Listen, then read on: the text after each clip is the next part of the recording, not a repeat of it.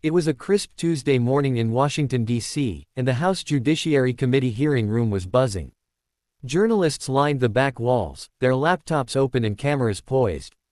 Today's session had already promised fireworks, but no one quite expected what was about to unfold.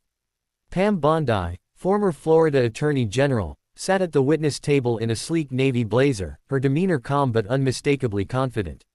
Across from her sat Congressman Thomas Massie, a libertarian-leaning Republican from Kentucky, known for his love of constitutional debates. Massie leaned forward, adjusting his microphone with the kind of deliberate slowness that signaled he was about to pounce. "Ms. Bondi," he began, "since you've served in a high legal capacity, I'd like to test your constitutional knowledge, if you don't mind." The air thickened. Staffers exchanged glances. This wasn't going to be a softball question. Bondi smiled politely. "Congressman, I welcome it." Massie's lips curved into a half smirk. "All right then. Which amendment guarantees the right to a trial by jury in civil cases?" Bondi didn't even blink. "That would be the 7th Amendment, Congressman." Massie's smirk faltered for a millisecond, but he pressed on. "Fine. And which one lowered the voting age to 18? Bondi leaned slightly forward, her voice calm and clear.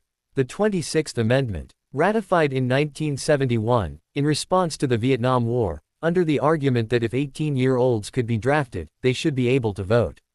A ripple of approval spread through the audience. Bondi wasn't just answering, she was giving context. Massie tapped his pen against the desk, visibly recalibrating. "All right, Ms. Bondi. How about this one? Which amendment abolished poll taxes?" Without missing a beat, the 24th Amendment. Ratified in 1964. It prohibited both Congress and the states from conditioning the right to vote in federal elections on payment of a poll tax or other types of tax. At this point, even a few committee members began to grin. Bondi was batting every question right back at him, and the game had barely started. Massie decided to shift tactics.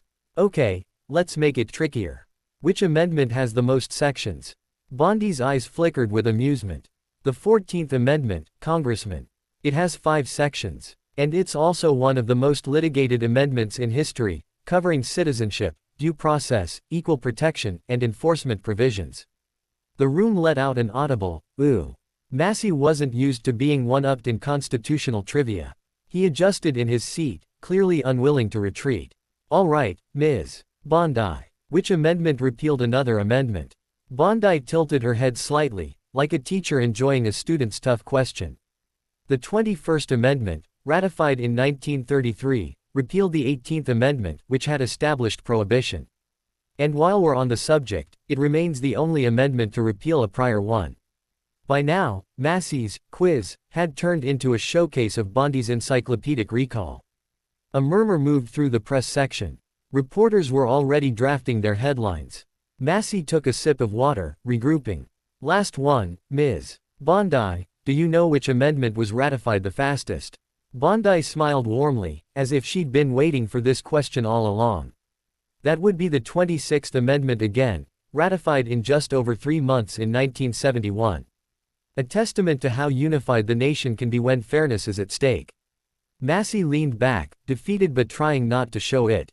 "All right, Ms. Bondi, not bad, not bad." Bondi chuckled softly. "Congressman, maybe next time you can quiz me on constitutional case law." That's when the real fun begins.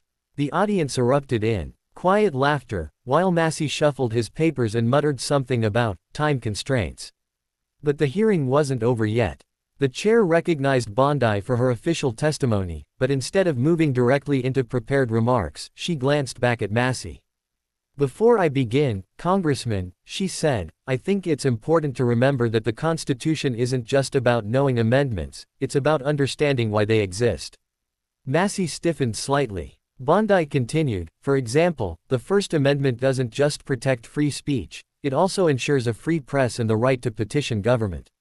It's not a menu, it's a complete set of protections for liberty." She flipped a page in her notes.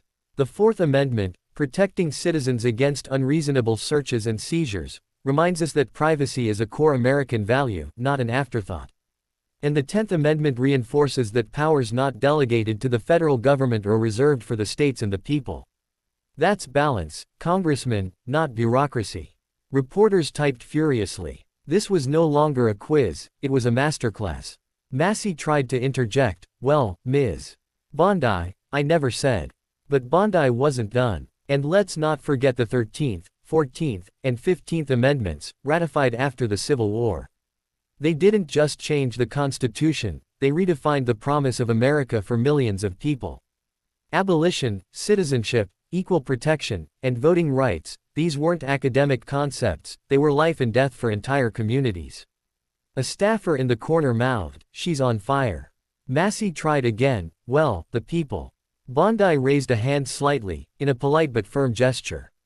And Congressman, since you're fond of trivia, the most recent amendment, the 27th, limits congressional pay changes from taking effect until after the next election. That one took over 200 years to ratify. Which just goes to show, sometimes, constitutional change is urgent, and sometimes it's patient. By now, even members who weren't exactly Bondi fans were impressed.